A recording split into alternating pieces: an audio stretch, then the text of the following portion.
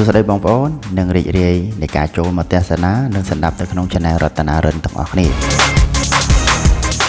ថ្ងៃនេះខ្ញុំពំនាំនៅវីដេអូថ្មីមួយនឹងរូបរាងរបស់រថយន្តមួយប្រភេទមកចែកជូនដល់បងប្អូន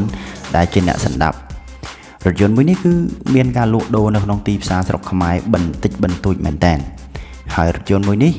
បើសិនជារូបរាងរបស់វានៅក្នុងឆ្នាំផលិតដំបូងគឺជាប្រភេទ RX300 តែម្ដងរូបរាងចំនួនទី2របស់វាយើងមើលទៅគឺជាប្រភេទ RX330 តែម្ដងក៏ប៉ុន្តែតាមរយៈការសង្កេតនៃរូបរាងដែលលោកអ្នកបានឃើញហើយ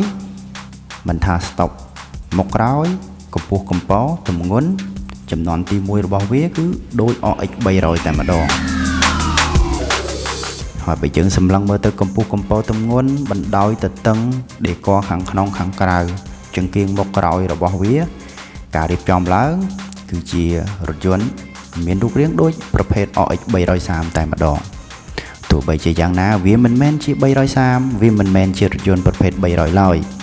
វាគឺជាប្រភេទរថយន្តមួយដែល design រៀបចំឡើងនៅក្នុងឆ្នាំ1997ដោយក្រុមហ៊ុន Toyota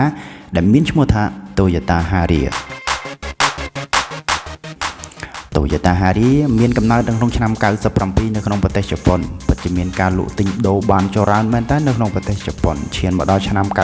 98វាក៏ធ្វើការផ្លាស់ប្ដូរឈ្មោះទៅជា Lexus RX វិញម្ដង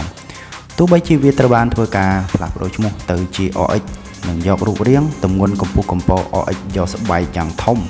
មកបំពាក់លើវាក៏ដោយតែកម្រិតទំហំម៉ាស៊ីន 2.4 និង 3.0 របស់វានៅតែរក្សាភាពដើមផងដែរអរគុណច្រើនសម្រាប់ការចូលមកទស្សនានិងព័ត៌មាននៃការយល់ដឹងអំពីរថយន្តរីករាយកុំភ្លេចជួយចុច like ហើយនិង Subscribe នៅក្នុង Channel RatanaRin ទាំងអស់គ្នាមានសំណួរចង់បានយោបល់ពិភាក្សាអំពីការទិញលក់រថយន្តកុំភ្លេចធ្វើការតាក់ទងមកកាន់ Page Facebook អ្នកលក់ IT